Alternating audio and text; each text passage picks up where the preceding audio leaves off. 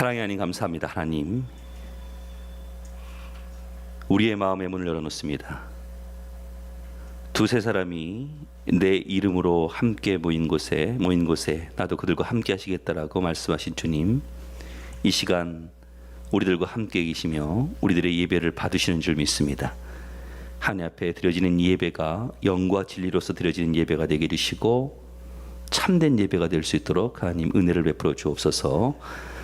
연약하고 부족한 인생, 오늘도 하나님 앞에 나아갈 때 예수 그리스도의 십자가의 보혈을 의지하여 하나님 앞에 나아가오니 저희들의 모든 허물과 모든 죄악들은 예수 그리스도의 십자가의 보혈로 덮어주시고, 또 이 시간이 모세와 같이 하나님을 대면하여 알 수 있는 귀한 시간이 될 수 있도록 역사하여 주옵소서. 모든 것을 주님께 의탁하오며 예배의 시종을 의탁하오며 이 모든 말씀 우리 주 예수님의 이름으로 기도하옵나이다. 아멘.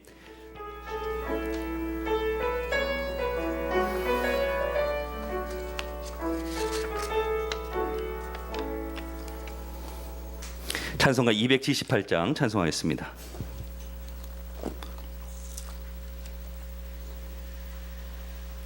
(278장입니다)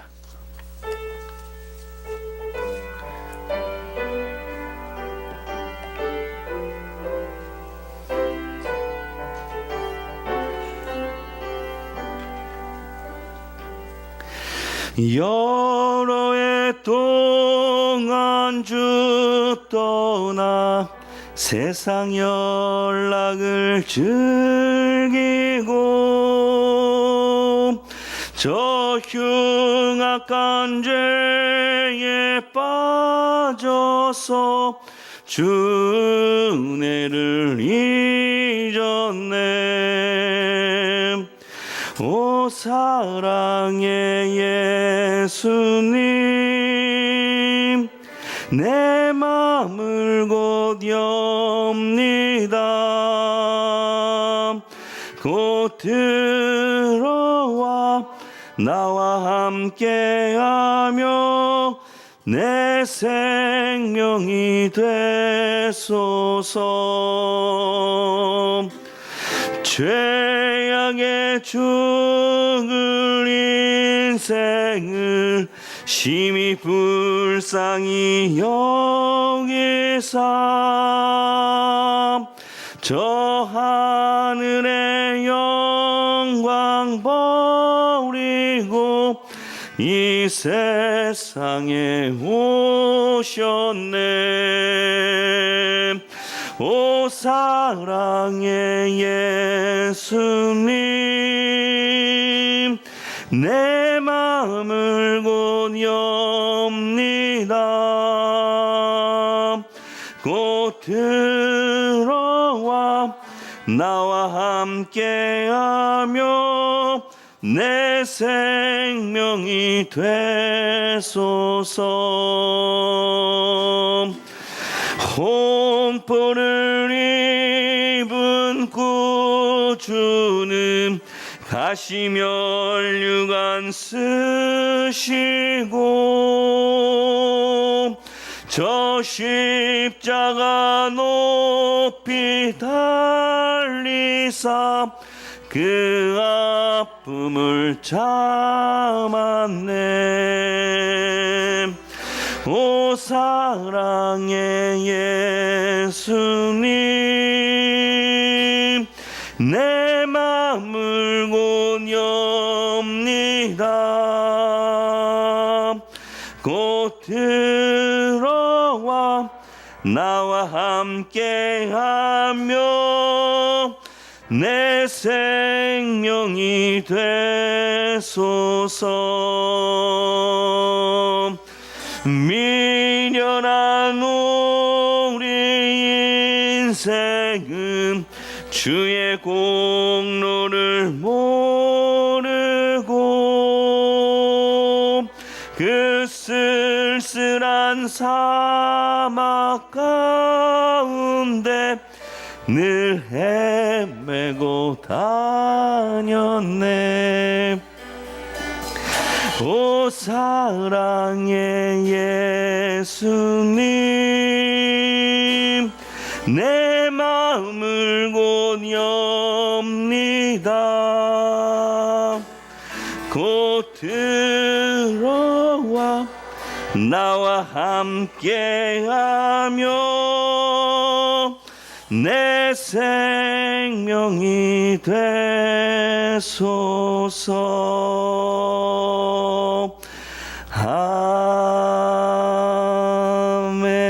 아멘. 이 시간 예배를 위해서 박참 전사님 기도해 주시겠습니다.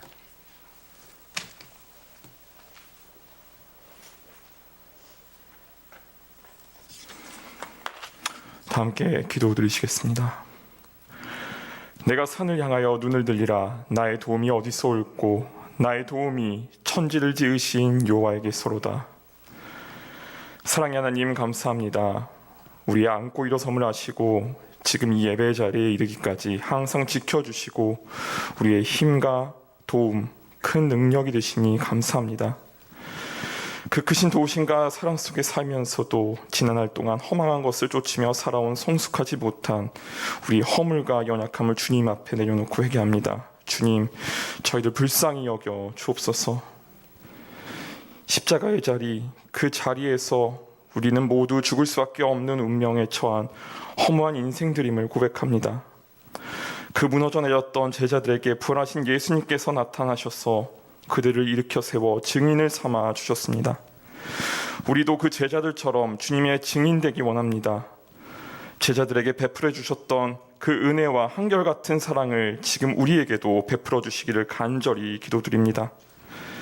그리하여 이제는 다시는 사망의 권세, 이생의 자랑과 안목의 정욕에 휘둘리지 않고 부활하신 주님만을 바라보며 죽음을 이기시고 우리의 생명이 되시고 구원의 언약을 이루어 주실 예수 그리스도를 미래의 희망으로 삼고 매일매일 복음을 전파하고 내 안에 예수 그리스도를 증거하며 살기를 원합니다.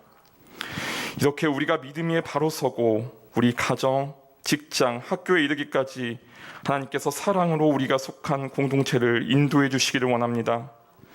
우리 한 명 한 명을 만나 주시고 상한 몸과 마음을 위로하여 주시고 회복시켜 주셔서 우리에게 닥친 어려움을 믿음 안에서 이겨내게 도와주시옵소서. 우리 교회를 위해 기도합니다. 우리 반석교회를 세워주시고 하나님의 기뻐하시는 믿음의 공동체로 모이게 하시니 감사합니다. 하나님 보시기에 그 뜻에 합당한 주님의 기쁨이 되는 교회가 되길 원합니다. 유치부, 아동부, 중고등부, 청년부에 이르기까지 우리 다음 세대를 위해 중보하고 맡겨주신 사명 잘 감당하게 하시고 또 이 지역에서 소금과 빛의 역할을 감당하는데 부족함 없이 온전하게 주님의 뜻을 이루는 주님의 기뻐하시는 교회가 되도록 인도하여 주소서. 온 세상 만물을 지으시고 주관하시는 주님, 전 세계가 이 어렵고 혼란스러운 상황을 겪고 있는 중에도 이 나라와 민족을 지켜주시고 보호해주시니 감사합니다. 다만 지금 이 순간에도 여전히 질병과 사망의 늪에서 헤어나오지 못하는 마른 나라와 국가들이 있습니다. 지금도 독재와 전쟁에 시달리며 무고하게 죽어가는 수없이 많은 약자와 고난에 처한 이들이 있습니다. 이 나라와 온 열방의 민족이 회개하고 하나님의 품으로 돌아올 수 있도록 이들을 위해 기도합니다. 끝으로 오늘 목사님을 통해서 선포되는 말씀을 통해 우리의 영이 새롭게 되고 변화를 받아 주님의 선하시고 인자하신 뜻이 무엇인지 분별하여 성령의 충만하신 가운데 하나 되어 때로는 우리의 현실이 무너지는 것 같이 보일지라도 주님께서 십자가에서 죽음을 이기시고 부활하신 것처럼 우리 모두에게 맡겨주신 사명 잘 감당할 수 있도록 힘을 더해 주시고 공급해 주실 줄 믿사오며 지금도 살아계셔서 우리와 함께 하시는 우리 주 예수 그리스도의 이름으로 기도합니다. 아멘.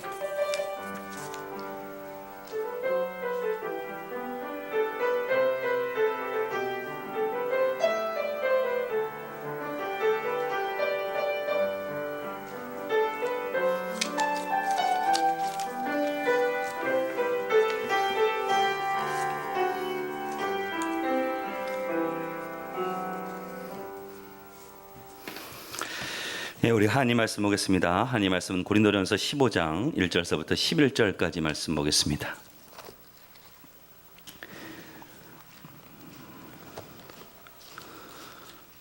고린도전서 15장 1절서부터 11절까지 말씀.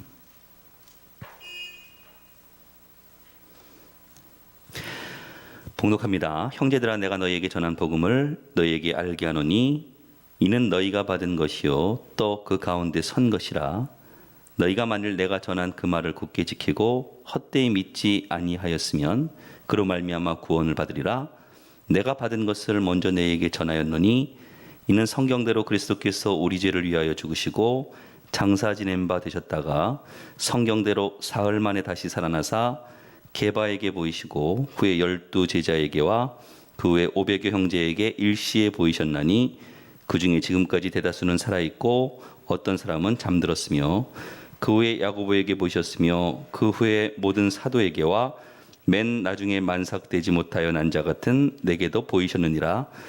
나는 사도 중에 가장 작은 자라. 나는 하나님의 교회를 박해하였으므로 사도라 칭함받기를 감당하지 못할 자니라.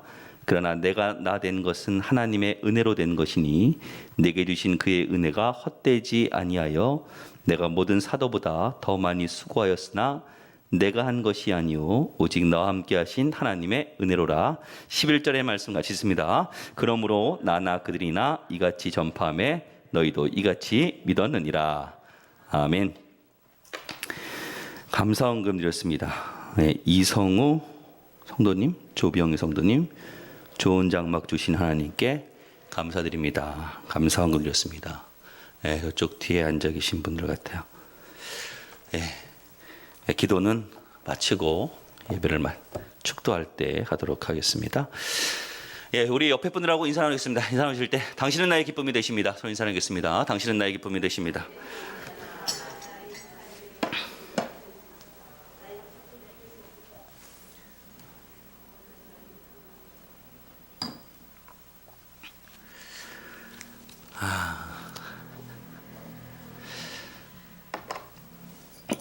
저도 저번 주 목요일에 백신을 접종해서 이제 한 다음 주 정도, 한 2주 정도 지나면은 수요일 예배할 때 마스크를 벗고 그래도 말씀을 전할 수 있지 않을까, 이제 그런 좀 기대감을 가지고 있습니다. 아, 참 지긋지긋하게도 길게 왔죠. 네. 1년 반 정도 시간 동안 이 코로나19 속에서 참 여러분들 대단하십니다. 이 자리를 지킨다라는 것이 참 쉽지 않은 이 상황 속에서 끝까지 이 믿음의 자리를 지킨 여러분들 분명히 하나님께서 크신 은혜를 베풀어 줄 줄 믿습니다. 이제 끝이 보이기 시작하죠. 조금만 더 참으면 될 것 같습니다. 자, 오늘은 고린도전서 42번째 시간입니다. 제가 그 숫자를 세질 않지만 42번째 시간이더라고요. 저는 체크하고 있습니다. 모호하게 믿으면 행동하지 못한다. 모호하게 믿으면 행동하지 못한다라는 제목으로 말씀을 전하도록 하겠습니다. 오늘 이 고린도전서 15장은요, 제목이 있어요. 그게 뭐냐면 부활장이에요. 부활. 그러니까 예수님께서 죽음에서 사흘 만에 부활하셨다라는 거예요. 십자가에 죽으시고 사흘 만에 부활하셨다. 부활하셨죠? 이게 내용이에요. 여러분, 이 부활은요, 우리 믿는 사람들에게 있어서 정말로 중요한 사실입니다. 그러니까 우리가 믿는 바가 뭐죠? 예수님께서 죽음의 권세를 깨뜨리시고 살아나셨듯이 우리 예수를 믿는 사람들도 나중에 어떻게 해요? 이 죽음의 권세를 깨뜨리고 살아날 수 있다, 이거 아니에요? 그렇죠? 그래서 부활은 우리 믿는 사람들에게 소망이 됩니다. 만약에 이 말씀의 전제가 무엇이냐면은 예수님께서 다시 살아나셨다라는, 이 부활하셨다라는 것이 이 전제거든요. 근데 만약에 부활이 허구고 거짓말이라고 한다 그러면은 우리의 믿음이 뭐가 될까요? 아무것도 아니죠. 헛된 것이죠. 오늘 우리 본문의 말씀은 아니지만 15장 14절 15절의 말씀을 보시면 이렇게 나와 있습니다. 그리스도께서 만일 다시 살아나지 못하셨으면 우리가 전파하는 것도 헛것이요 또 너의 믿음도 헛것이며 15절에 또 우리가 하나님의 거짓 증인으로 발견되리니 우리가 하나님이 그리스도를 다시 살리셨다고 증언하였음이라. 만일 죽은 자가 다시 살아난 일이 없으면 하나님이 그리스도를 다시 살리지 아니하셨으리라. 자, 우리의 믿음이 다 헛되다라고 얘기를 해요. 그렇죠. 우리의 믿음이. 지금 뭐 하는 거예요? 우리 만약에 부활이 없다 그러면 지금 이 시간에 어떤 면에서 황금 같은 시간 아니에요. 집에서 좀 이렇게 딱 편하게 누워서 뭐 TV를 보면은 TV를 보고 뭐 가족끼리 보낼 수 있는 뭐 황금 같은 시간 아니에요? 근데 여러분 왜 모셨어요? 오늘 예수님께서 부활하셨다는 것을 믿기 때문에 이 자리에 있는 거예요, 여러분. 그렇죠? 예. 뭐 여러분들은 만약에 그렇다 치더라도 만약에 부활이 없다 그러면 여기 앞에서 말씀 전하는 목사는 뭐가 되죠? 이거 완전 사기꾼이죠, 이거 진짜. 저는 참 불쌍한 것 같아요. 제가 그런 생각해봤어요. 만약에 부활이 없다 그러면은 목사만큼 불쌍한 사람도 없을 것 같아요. 뭔 이렇게 얘기들 방송이 막 나요?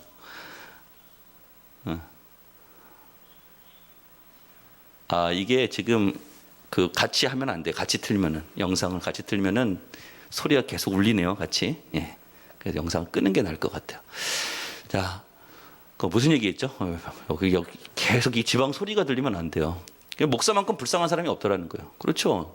지금 뭐 이거 전한다고 어떤 면에서는 뭐 선교하자 그러고 목숨 걸지 않아요? 예배 맨날 강조하고 이거 완전히 사기꾼 아니에요, 사기꾼. 저는 아마 굉장히 억울할걸요. 마음대로 살지도 못하잖아요, 목사라고 해가지고. 그렇잖아요. 근데 성경은 부활이 사실이라고 얘기를 해요. 그러면 성경이 접근하는 부활이 사실이라는 그 접근하는 방식이 어떻게 되느냐? 이렇게요. 이렇게 얘기를 하는 거예요. 구약 시대에 이미 예수님께서 다시 이 땅에 오시고 부활하실 것이라는 것을 예언했다라는 거예요. 그리고 성경대로 부활했다라는 거예요. 오늘 본문의 3절과 4절의 말씀을 보시면 내가 받은 것을 먼저 너희에게 전하였노니 이는 성경대로 그리스도께서 우리 죄를 위하여 죽으시고 장사 지낸 바 되셨다가 성경대로 사흘 만에 다시 살아나사. 여기서 강조되는 것이 뭐예요? 성경대로 말씀대로 말씀이 이루어졌다라는 얘기예요. 그러니까 성경의 접근 방식은 그거예요. 하나님께서 이 땅에 예수님을 보내시고 이 땅에 예수님이 오셔가지고 우리 죄를 짊어지시고 다시 십자가에 죽으시고 부활하셨다는 거예요. 이게 성경에 예언되어 있다는 거예요.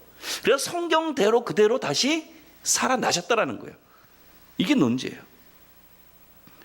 그리고 또 이 부활에 대해서 뭘 증거하느냐? 오늘 5절의 말씀을 보시면 게바에게 보이시고 후에 12제자에게와 그 후에 500의 형제에게 일시에 보이셨나니 그 중에 지금까지 대다수는 살아있고 어떤 사람은 잠들었으며 7절에 그 후에 야고보에게 보이셨으며 그 후에 모든 사도에게와 8절에 맨 나중에 만삭되지 못하여 난 자 같은 내게도 보이셨느니라. 자, 성경대로 예수님께서 살아나셨고 또 긴 말 하지 마. 너도 받고 이 사람도 받고 나도 봤다는 얘기예요. 아니 내가 봤다라는데 뭐라고 얘기를 하겠어요. 우리가 전도를 할 때 참 재밌는 것이요. 성경 말씀 가지고 막 전도를 해요. 그러면 어떤 분들은 뭐 그 말씀에 대해서 이러쿵저러쿵 막 말을 할 수 있어요. 근데 그분들이 입을 다물 때가 있어요. 언제요? 내가 예수님 만났다. 내가 성령을 체험했다. 그러면 그냥 입을 다물게 돼 있어요. 왜요? 내가 봤다라는데, 내가 만났다라는데 무슨 더 할 말이 있어요? 지금 사도 바울이 얘기하는 것이 그거예요. 부활에 대해서 이러쿵저러쿵 얘기하지 말라는 거예요. 성경대로 이미 예수님께서 살아나셨고 또 뭐 예수님의 제자들 너도 봤고 나도 봤다 이거예요. 더 이상 얘기하지 말라는 얘기예요. 근데 문제는요, 부활을 믿지 않으려는 사람들이 그 사람들한테는 이런 것을 갖다 대도 소용이 없다는 얘기예요. 그러니까 안 믿으려고 하는 사람들은요, 어떤 물증을 갖다 대도요 믿지 않습니다. 믿지 않으려고 해요. 제가 1년 전쯤인가요? 그 TV 프로그램 중에서 TV 예능 프로그램이에요. 식스센스라는 프로그램이 있었어요. 이거 잘 기억은 못 하실 거예요. 이게 뭐 하냐면요, 어떤 식당 같은데 이제 진짜 식당, 가짜 식당 이런 것을 만들어 놓는 거예요. 그래서 가짜 식당인데 이것을 진짜 식당처럼 꾸며놓고서, 뭐 기억하시는 분 있습니까? 아주 그럴듯하게 꾸며놔요. 그래서 가짜 식당이 어딘지를 맞추는 거예요. 근데요, 의외로 그것을 보면서요, 그 출연자들이 가짜 식당을 금세 맞출 것 같은데 맞추지 못해요. 아주 그럴듯하게 꾸며놨어요. 보면은 제가 그래요.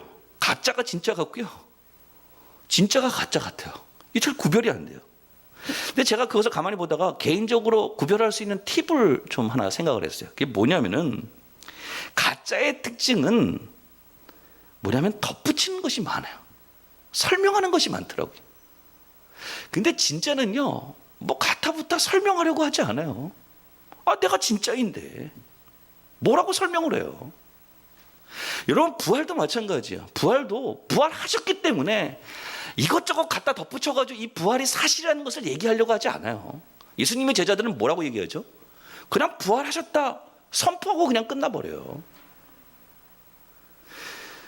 근데 사실은 그 당시에 이 부활이라는 것은요, 어떤 면에서는 육체의 부활을 얘기하는 것이거든요. 이거는 그 당시에는 별로 인기 없는 얘기예요. 인기 없는 얘기예요.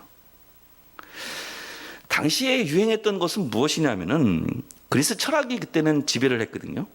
그래서 그때는 뭐가 있었냐면 육체를 좀 경시하는 것이 있어요. 경시. 그래서 육체의 부활을 얘기하면은 이거는 인기 없는 얘기가 되고요. 또 어리석은 이야기가 돼버려요. 그래서 거기서 파생된 것이 무엇이냐면은 영지주의가 나왔거든요. 이 영지주의라는 것은 뭐 복잡하게 생각할 것이 아니라 예수님께서 이 땅에 오신 것도 아니 그 거룩한 하나님이 어떻게 인간의 육신, 이 더러운 인간의 육신에 몸을 입고 이 땅에 오셨냐라는 거예요. 그걸 주장하는 것이 무엇이냐면은 예수님의 부활도 영의 부활이라는 거예요. 더 나아가서 정신의 부활이고 믿음의 부활이라는 거예요.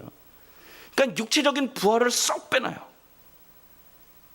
그래서 뭐라고 얘기하냐면은 예수님이 다시 부활하셨다는 것은 예수님의 사상이 다시 살아나는 것이 아니냐 이런 식으로 접근을 해버려요.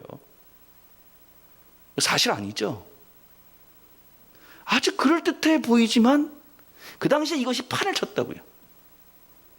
지금도 영지주의의 분파들이 있죠. 뭐 구원파들 같은 경우 대표적인 거 아닙니까? 분명한 것은 뭐죠? 예수님은 육신의 몸을 입고서 부활하셨다라는 거예요. 그래서 도마에게 분명히 말씀하시잖아요. 부활하신 주님께서 내 손을 뻗어서 내 못 박힌 손을 만져보고 내 옆구리 창 찔린 이 옆구리를 손을 만들어서 만져봐서 믿음 없는 자가 되지 말고 믿는 자가 되라고 얘기하시잖아요. 그러니까 분명히 뭐예요? 육신의 몸을 입고 있었다는 얘기예요. 근데 지금 이 시대의 특징은요, 이런 것 같아요. 제가 보면 사실은 그렇게 중요하지 않는 것 같아요. 지금 시대의 특징이 그래요. 그럼 뭐가 중요하느냐? 느낌이 중요한 것 같아요. 느낌. 제가 좀 조심스러운 얘기지만 한 가지 좀 느끼는 것이 있어서 좀 얘기를 합니다. 요새 이제 저도 유튜브 방송을 계속 이제 교회에서 온라인 방송을 같이 겸하여서 하다 보니까 유튜브를 볼 일이 많은데, 얼마 전에 그 뉴스에서 좀 떠들썩하게 얘기했던 것이 있죠. 손정민 씨의 그 죽음. 저는 뭐 그분이 뭐 익사를 했던 뭐 어떤 면에서는 불의의 뭐 살해를 당했던 뭐 어떤 뭐 사고로 인해 죽었던 그것을 얘기하려는 것이 아니에요. 근데 제가 왜 이 얘기를 하냐면은 유튜브 방송을 보니까요, 다 자기의 추측과 자기의 느낌을 가지고 얘기를 하더라고요. 사실하고는 상관이 없는 것 같아요. 여러분, 무죄 추정의 원칙이라는 것이 있습니다. 이게 무슨 얘기냐면은 결정적인 증거가 나오기 전까지는요, 이 사람을 정죄하면 안 되는 거예요. 그렇잖아요. 근데 거기서 보면은 뭐예요? 다 사실하고는 상관없어요. 내 느낌이 중요하더라고요. 내 느낌으로 봤을 때는, 내가 추측하기에는 다 이 얘기예요. 그래서 지금 이 시대에는 뭐예요? 사사기 시대하고 비슷해요. 자기의 소견에 옳은 대로 행하는 시대예요. 자기의 생각의 느낌대로 믿는 시대라고요. 예수님께서 부활하셨다, 이것이 그들에게 있어서 중요한 것이 아니라 내 느낌이 중요한 거라니까요. 그러면서 내가 즐거우면 되고 어떤 진지함이 없어요. 진리가 중요한 게 아니에요. 이런 믿음은 그렇게 믿으면 안 되죠. 내 느낌 가지고 믿으면 안 되죠. 있는 그대로 성경 말씀을 그대로 사실로 받아들이고 믿는 것이 중요하죠. 그럼 오늘 살피고자 하는 내용은 이겁니다. 두 가지로 우리가 간단하게 살펴볼 텐데, 성경의 말씀을 그냥 있는 그대로 받아들이면, 있는 그대로 믿으면 어떤 유익이 있냐라는 거예요. 이것을 두 가지로 말씀드리겠습니다. 첫 번째, 말씀대로 믿으면 신앙의 도약이 일어납니다. 신앙이 한순간에 확 자라나요. 여러분, 성공적인 어떤 인생에 있어서 성공을 한 사람들의 특징이 뭐냐면은 반드시 그의 삶에 도약을 할 때가 있어요. 여러분, 신앙도 마찬가지예요. 신앙도 분명히 그 삶 속에서 도약을 할 때가 있어요. 믿음을 가지고 도약을 할 때가 있다고요. 여러분, 하나님께서는 때로는 우리를 고난 속에 밀어넣습니다. 요새 욥기서 새벽 예배 때 강의를 하면서 계속 고난에 대해서 얘기를 하는데, 왜 고난 속에서 고난으로 하나님께서 우리를 인도하시죠? 그 속에서 뭐예요? 내가 너희를 광야 생활을 하게 한 것을 기억하라. 왜요? 사람이 떡으로만 사는 것이 아니라 하나님의 말씀을 붙들고 사는 것을 가르쳐 주시기 위해서 우리에게 고난의 길로 인도하시는 거거든요. 이게 무슨 얘기죠? 내가 현실 속에서 하나님의 말씀을 붙들고, 내가 아무리 척박하고 아무리 힘들고 내가 아무리 고난 속에 있을지라도 하나님의 말씀을 붙들고 살면 어떤 일이 벌어져요? 믿음의 도약이 일어나는 거예요. 삶의 도약이 일어나는 거예요. 하나님의 백성이 되는 거예요. 그럼 대나무를 보면요, 대나무가 자랄 때 보면은 쑥쑥 자라다가 잠깐 성장이 멈춘 것 같이 보일 때가 있어요. 그때가 언제죠? 대나무의 마디를 만들 때. 이 마디가 없으면 안 돼요. 그리고 그 마디가 만들어지면 어떻게 해요? 다시 자라난다고요. 근데 우리에게 있어서 이 마디를 만드는 그 시간이 뭐죠? 내 현실과 하나님의 말씀이 내 삶 속에서 부딪힐 때예요. 그럼 우리는 갈등하거든요. 현실 속에서 하나님의 말씀이 맞지 않는 것 같아요. 우리가 그렇게 느끼거든요. 여러분, 그럴지라도 우리는 뭐죠? 말씀대로 그것을 그대로 따라가면 어떤 일이 벌어집니까? 대나무 마디가 생겨져서 쭉 하늘로 올라가듯이 믿음의 도약이 일어나고 신앙의 도약이 일어나게 돼 있어요. 이게 말씀대로 사는 사람의 유익이에요. 누가복음 1장에 보면은 마리아 이야기가 나오죠. 마리아. 이 마리아는 참 어떤 면에서 마리아의 입장을 생각했을 때는 참 결단하기 어려운 그런 상황이죠. 갑자기 천사가 나타나서 내가 하나님의 은혜를 입었으니 내가 아들을 낳으리라. 처녀가 잉태하여 아들을 낳으리라. 그 이름을 예수라 하라. 이게 누가복음 31절에 나오거든요. 보라, 내가 잉태하여 아들을 낳으리니 그 이름을 예수라 하라. 사실 천사가 이렇게 이야기한 것 논리적으로 생각했을 때 납득이 되지 않아요. 그러니까 마리아가 곧장 물어요. 뭐라고 묻냐면은 34절에 마리아가 천사에게 말하되 나는 남자를 알지 못하니 어찌 이 일이 있으리까? 그러니까 납득이 되지 않으니까 곧장 묻는 거예요. 근데 천사가 뭐라고 얘기하느냐? 35절에 보니까 천사가 대답하여 이르되 성령이 내게 임하시고 지극히 높으신 이의 능력이 너를 덮으시리니 이름으로 나실 바 거룩한 이는 하나님의 아들이라 일컬어지리라. 자, 마리아의 입장에서 한번 생각해 봅시다. 여기 보니까 성령이 내게 임하시고, 성령이 뭔지 알아요? 지금 마리아가? 몰라요. 모른다고요. 다만 뭐예요? 마리아는 무엇을 믿었느냐? 마리아의 고백이 무엇이냐면 38절에 마리아가 이르되 주의 여종이 오니 말씀대로 내게 이루어지이다. 그게 고백이에요. 뭔지는 모르고 내가 내 생각 가지고는 납득이 되지 않지만 그냥 말씀에 따라서 내가 그 말씀을 받아들인다고요. 받아들이니까 어떤 일이 벌어지죠? 예수님이 거기서 나오잖아요. 메시아가 나오잖아요. 자, 그것을 보면서 마리아가 느끼는 것이 무엇이죠? 신앙의 도약이 일어나는 거예요. 신앙의 도약이.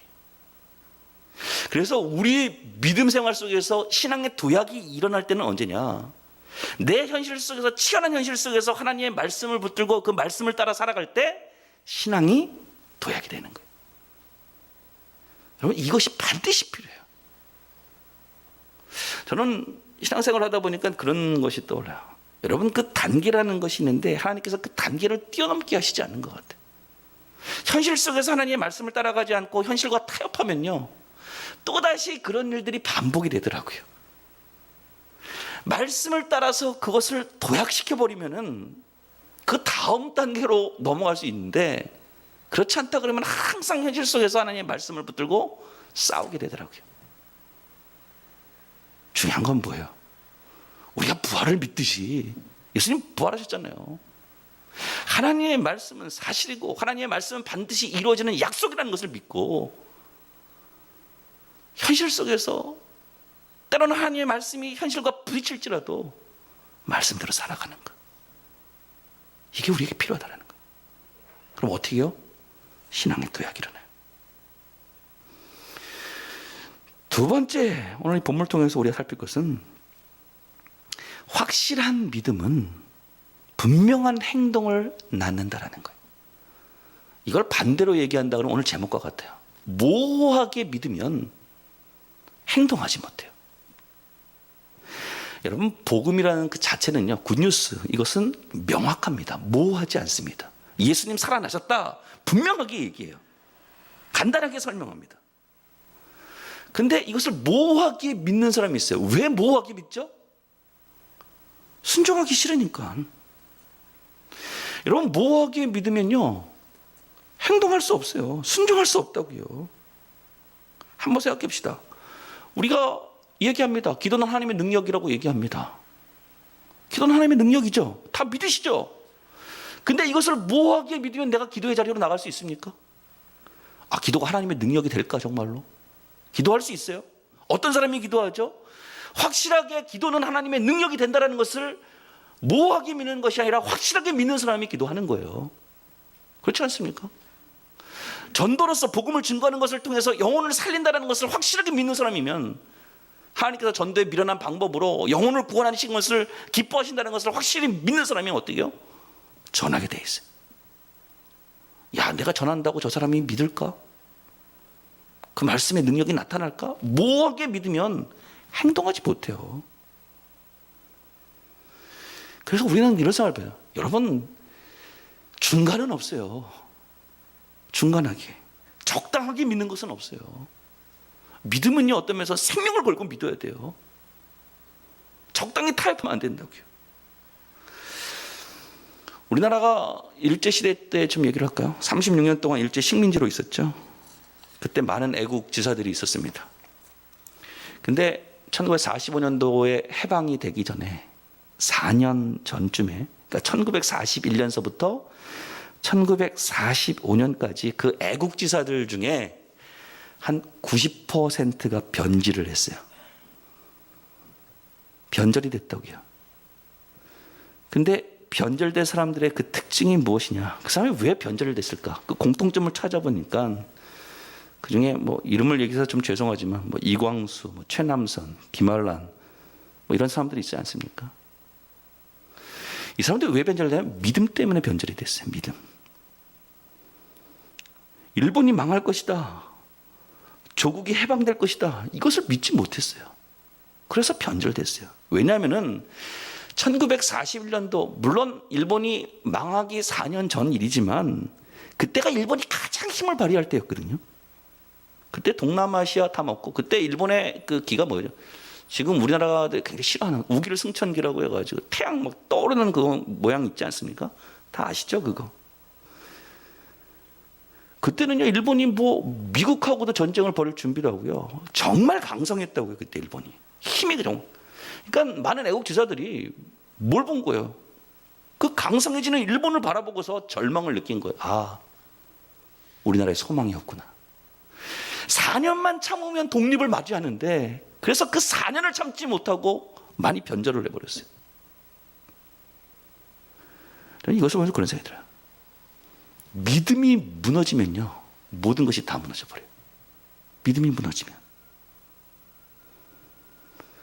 모호하게 믿으면요 그 변절되게 돼 있어요. 우리 믿음도 마찬가지예요. 우리 믿음도 모호하게 믿으면요 자꾸만 믿음이 쇠퇴해요. 제가 말씀드렸죠. 믿음은 성장하지 못하면 쇠퇴할 수밖에 없다고. 중간은 없어요. 모호하게 믿으니까. 많은 성도들이 얘기합니다. 모호하게 얘기해요. 기도가 중요하다는 거 알고 있어요. 예배가 중요하다는 거 알고 있어요. 근데 기도하는 중보자가 되지 못하고 예배자가 되지 못해요. 왜요? 모호하게 믿으니까. 저는 오늘 여기 계신 모든 분들 예수님께서 부활하셨잖아요. 다시 이 땅에 다시 오실 것 아닙니까? 그것을 확실하게 믿는다 그러면은 모호하게 믿지 말고 확실히 믿는 믿음을 통해서 끝까지 주님 앞에 충성할 수 있는 우리 성도님들 되시기를 주님으로 축원합니다. 한 가지 예만 드리고 말씀을 마치겠습니다. 여러분 용서에는요 엄청난 능력이 있죠. 왜 이런 예를 하나 듣는 거예요. 확실하게 믿기 위해서. 많은 사람들이 뭐 예수님께서 말씀하셨잖아요. 용서하라고. 용서에는 능력이 있어요. 사람을 변화시키는 능력이 있다고요. 근데 이것을 우리가 이론으로 아는 것하고 실질적으로 그것을 행하는 것은 다른 문제예요. 우리가 확실하게 믿었으면은 한번 부딪혀 보세요. 한번 사도 바울 볼까요? 사도 바울이 왜 사도 바울이 됐죠? 예수님께서 그를 용서해 주셨기 때문에 그래요. 그런 예수를 믿는 사람들을 핍박하던 사람 아니었습니까? 회방하던 사람 아니었습니까? 예수 믿는 사람들을 다 감옥에 가둔 사람 아니었어요? 근데 담에색 도상에서 예수님께서 그를 만나주시고 그를 용서해 주셨잖아요. 그 예수님의 용서가 있었기에 사도 바울이 된 것 아닙니까? 이게 용서의 능력 아닙니까? 제가 한 가지 좀 예를 들겠습니다. 어떤 아버지와 아들이 있었어요. 좀 아버지는요, 좀 굉장히 거친 아버지예요.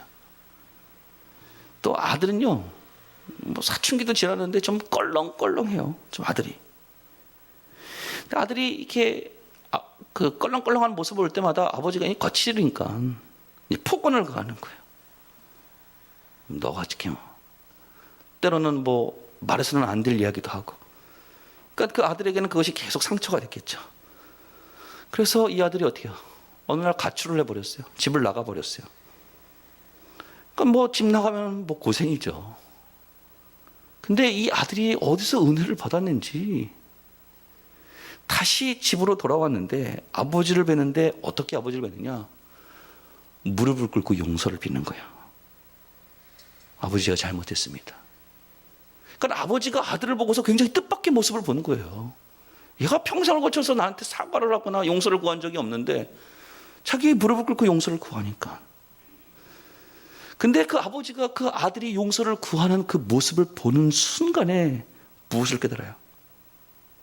아들의 잘못은 보이지 않고 내가 얼마나 아들에게 관용을 베풀지 못하고 얼마나 무례하고 얼마나 거칠었구나, 이게 깨달아지는 거예요. 그 순간 아버지도 그 아들과 같이 무릎을 꿇고서 아들의 손을 붙잡아 주는 거예요. 얘기합니다. 아들아, 내가 잘못했구나. 내가 너에게 무례하게 했구나. 내가 너에게 거칠게 했구나. 나를 용서해 달라고. 그 아들이 또 그 아버지의 그 이야기를 듣자마자 아버지에 대한 피해감이 사라져요. 아버지에 대한 억울한 감정들이 사라지기 시작해요. 그래, 맞아. 아버지가 나를 위해서 그렇게 이야기했던 거구나. 나를 사랑해서 하신 말씀이구나. 이게 느껴지는 거예요. 결국 어떻게 해요? 그 아버지와 아들이 둘이 부둥켜 안고 울면서 화해를 했어요. 용서가 이루어진 것이죠. 그 가정이 완전히 바뀌어버렸죠. 이게 용서의 능력이죠. 용서의 능력. 왜 이 얘기를 하죠? 우리에게 믿음이 있습니까? 모호하지 않고 확실하게 믿는 믿음이 있습니까? 그 믿음을 가지고 그 어떤 것도 괜찮습니다. 한번 행해보세요. 그 속에 하나님의 능력이 나타납니다. 변화가 일어나요. 확실한 믿음은 확실한 행동을 낳습니다. 말씀에 그걸 맺겠습니다. 지금 이 시대의 특징이 뭐예요? 사실보다 내 느낌이 중요하죠? 지금 이 시대의 특징이 그래요. 그러나 믿음은 그게 아니에요. 내 느낌이 아니라 성경에 기록된 말씀대로 우리가 믿어야 돼요. 예수님께서 부활하신 것을 여러분 믿으십니까? 그럼 이 말씀 붙들고 믿음 가지고 나가면 돼요. 그럼 신앙의 도약이 일어나요. 또 확실한 믿음은 분명한 행동을 낳죠. 믿음을 가지고 현실 속에서 한번 그 믿음을 사용해 보세요. 부딪혀 보시라고요. 그래서 하나님의 능력이 나타납니다. 오늘 그런 은혜를 누리시는 귀한 성도님들 되시기를 주님으로 축원합니다. 척담으로 모든 예배를 마치겠습니다. 사랑의 하나님, 감사합니다. 하나님, 우리가 성경의 말씀 그대로 믿기를 원합니다. 예수님 부활하셨습니다. 성경에 기록된 대로 우리가 믿을 수 있도록 하나님 우리의 믿음을 붙들어 주옵소서. 말씀대로 믿을 때 우리의 신앙에 도약이 일어나게 될 줄 믿습니다. 두려워하지 않고 확실한 믿음을 가지고 나가게 해주시고, 또 우리가 하나님의 말씀과 또 그것을 믿음을 가지고 현실 속에서 부딪힐 때 우리의 삶 속에 하나님의 능력이 드러날 수 있도록 저희들을 축복하여 주옵소서. 우리 이성우 성도님, 조병희 성도님, 좋은 장막을 주신 하나님 앞에 감사합니다. 하나님, 그 장막이 복을 받게 해주시고 그 거처에 드나드는 모든 사람들이 주님께서 주시는 평안함이 있게 해주시고 그 자녀들이 복을 받게 해주시고 늘 하나님의 은혜가 넘치는 귀한 장막으로 삼아 주시옵소서. 지금은 우리 주 예수 그리스도의 크신 은혜와 아버지 하나님의 극진하신 사랑하심과 성령님의 감화감동 교통하심이 하나님의 말씀을 믿는 믿음으로써 우리 삶 속에 신앙의 도약을 일으키기를 원하는, 또 믿음을 가지고 하나님의 말씀을 가지고 우리의 삶 속에 부딪힐 때 하나님의 능력이 우리의 삶 속에 나타나기를 원하는 오늘 이 예배에 참석한 성도들 위해, 그 권속들 위해, 우리의 자녀들 위해, 우리의 일터와 직장 위에, 우리 반석계 위에 지금을 영원토록 함께 하시기를 간절히 축원하옵나이다. 아멘.